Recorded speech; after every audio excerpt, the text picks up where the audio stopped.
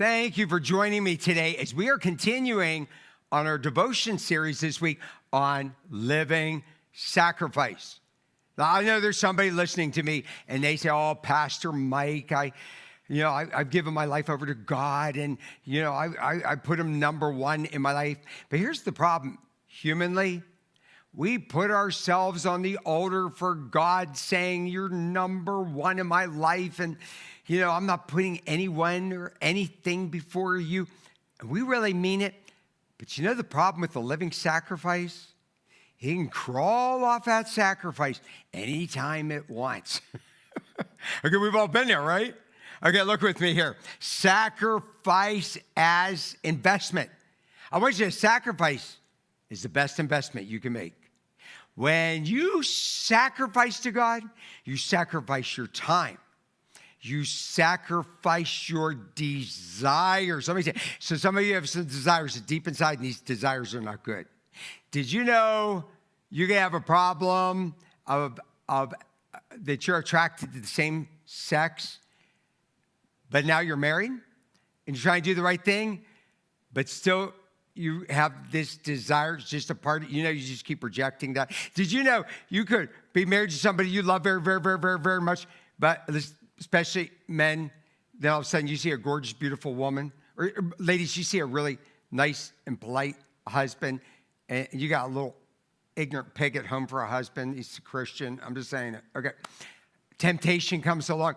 You're tempted, but you're like, I can't do that. I can't do that. I can't. Listen, when we have our lives as a living sacrifice, what we do is we keep rejecting things we know that are wrong and keep our focus on Him, and we keep overcoming and overcoming and overcoming until one day, a lot of times it just goes away. One day it will go away. Look here with me. 2 Corinthians 9:6. Paul says that the point is this: whoever sows sparingly, just sow a little bit of sacrifice or giving financially, will also reap sparingly. Did you ever wonder why you've been poor your entire life? Okay, I'm sorry, I'm laying it out. There is no such thing as a person who sacrifices for God and who tithes. They have a history of tithing that can't pay their bills. I'm laying it out. Bold move, bold statement. It's true. Because God meets your needs. God will bless you. I'm not saying He'll make you rich, but He can. Depends where your faith goes. He says, and whoever sows bountifully will also reap bountifully. Yeah, it's interesting. I've got people who believe that Jesus died upon the cross, and they believe that 3 days later He arose from the grave, and they're Christians.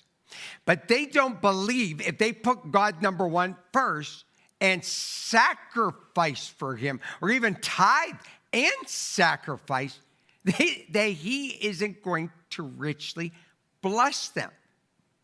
That doesn't make any sense, does it?